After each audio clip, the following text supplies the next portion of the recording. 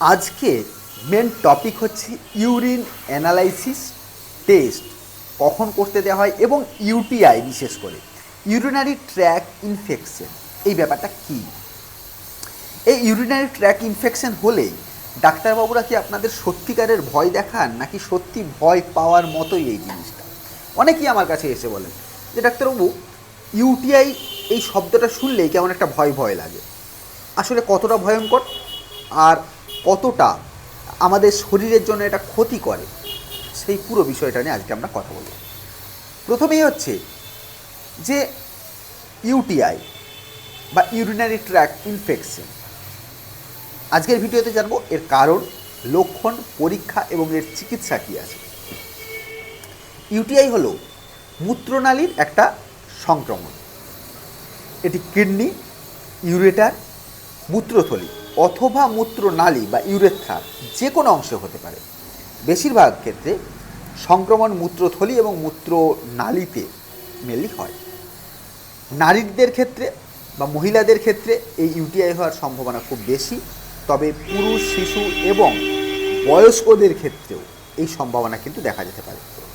UTI কেন হয় বা এর কজগুলো কী কী যদি আমরা ধরি, ইউটিআইয়ের মেন প্রধান কারণ হলো যেগুলো ইকোলাই ব্যাকটেরিয়া, যা অন্ত্র থেকে মূত্রনালীতে প্রবেশ করে এবং একটা সংক্রমণ ঘটায়। অন্যান্য কারণ কি? পর্যাপ্ত পরিমাণে জলপান না করা, দীর্ঘক্ষণ ধরে প্রস্রাবকে চেপে রাখা, অপরিষ্কার ব্যক্তিগত পরিচ্ছন্নতা, ডায়াবেটিস বা গর্ভাবস্থায় কিডনিতে পাথর আছে সেক্ষেত্রে হতে পারে, প্রোস্টেট গ্রন্থি বড় হয়ে যাওয়ার ক্ষেত্রে হতে পারে, দীর্ঘদিন ক্যাথেটার ব্যবহারের করার ক্ষেত্রে হতে পারে, রোগ প্রতিরোধ ক্ষমতা কমে যাওয়ার ক্ষেত্রেও এটা হতে পারে। এখন ইউটিআইয়ের লক্ষণগুলো কী কী? লোয়ার অ্যাবডোমিনাল পেন, এটা একটা বড় কারণ। প্রস্রাব করার সময় জ্বালা হওয়া, জ্বালা পোড়ার মতন একটা অনুভব হওয়া প্রস্রাব নালীতে, অল্প অল্প প্রস্রাব হওয়া, ফোঁটা ফোঁটা করে পড়া, প্রস্রাব ঘোলা হয়ে যাওয়া, তলপেট এবং কোমরে ব্যথা করা, জ্বর হওয়া, কাঁপুনি দিয়ে জ্বর আসা। বিশেষ করে কিডনিতে যদি সংক্রমণ ঘটে এই ইউটিআই সংক্রমণের সাথে সাথে, সেক্ষেত্রে তো জ্বর আসবে এবং বমি বমি ভাব। এখন আমাদের কাছে এলে আমরা কোন কোন টেস্ট করে জানবো যে আমার ইউটিআই হয়েছে কি হয়নি? প্রথমেই করতে হবে কি না, পার্সেল সংক্রমণের মাত্রা দেখতে হবে, আরবিসি কতটা পরিমাণ আছে সেটা দেখতে হবে, ব্যাকটেরিয়া, প্রোটিন, নাইট্রেট বা এবিজি রিপোর্ট সেক্ষেত্রে দেখা যেতে পারে, লিউকোসাইট। আমরা মেনলি যেটা দিই সেটা হচ্ছে ইউরিন রুটিন বা মাইক্রোস্কোপিক টেস্ট, এবং তার সাথে ইউরিন কালচার, সেন্সিটিভিটি কালচার, বা একটা রুটিন কালচার হয়, একটা সেন্সিটিভিটি কালচার হয়, তো সেগুলো আমরা দিয়ে থাকি। এবং এই ইউটিআইয়ের সবচেয়ে গুরুত্বপূর্ণ পরীক্ষার মধ্যে এইটা একটা, সেটা হচ্ছে ইউরিন কালচার বা সেন্সিটিভিটি পরীক্ষা। এখানে বোঝা যায় যে কোন ব্যাকটেরিয়ার সংক্রমণ ঘটেছে, এবং যদি আপনি অ্যালোপ্যাথি কোনো ডাক্তারবাবুর কাছে যান, সে এইটা দেখে বিচার করে যে আপনাকে কোন অ্যান্টিবায়োটিক দেওয়া হবে। আমাদের ক্ষেত্রে যদি আপনি আসেন, সেক্ষেত্রে তো আমরা সবসময় বিচার করি আপনার হোল একটা পেশেন্টের আমরা ট্রিটমেন্ট করি, তো সেক্ষেত্রে আমরা সেইভাবেই ট্রিটমেন্টটা করি, এবং সেটা ভীষণভাবে ইউটিআই হোমিওপ্যাথিতে ভীষণ ভালো কাজ করে, এবং বেশ কিছু পেশেন্ট আমার কাছে আছেন যারা সুস্থ হয়েছে।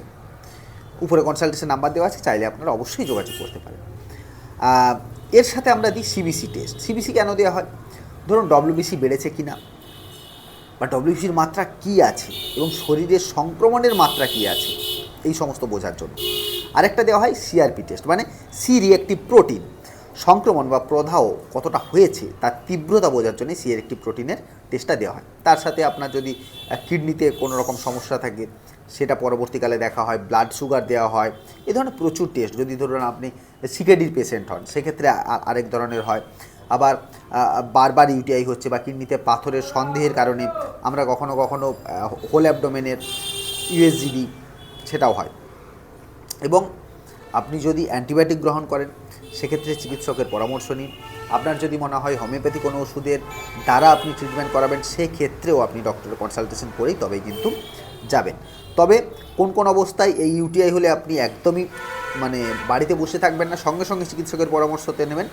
যদি 101-এর বেশি জ্বর আসে, তার সাথে লোয়ার অ্যাবডোমেনে পেন হয়, কোমরের দুই পাশে তীব্র ব্যথা অনুভব করছেন, প্রস্রাবে প্রচুর পরিমাণে রক্ত হচ্ছে, গর্ভাবস্থায় ইউটিআইয়ের লক্ষণ দেখা দিচ্ছে, শিশু এবং বয়স্কদের ইউটিআই ঘটেছে বা বারবার ইউটিআই হচ্ছে, এক্ষেত্রে একদমই বসে থাকবেন না। এই সিমটমসগুলো মনে রাখার চেষ্টা করবেন। তো চলুন ভিডিওটাকে আর বেশি দীর্ঘায়িত করব না, আশা করছি আপনাদের বোঝাতে পারলাম। আর ভিডিওটা ভালো লেগে থাকলে আরও কিছু মানুষের কাছে এই ভিডিওটা শেয়ার করে দেবেন, যাতে আপনার আত্মীয় পরিজন যাদের ইউটিআই হওয়ার পরেও তারা যেন জানতে পারে, বা অনেকেই না বোঝার ফলে কী হয়, ইউটিআই ইনফেকশনটা অনেক বেশি বেড়ে যায়, তো সেটা যেন না হয়। Thank you, by.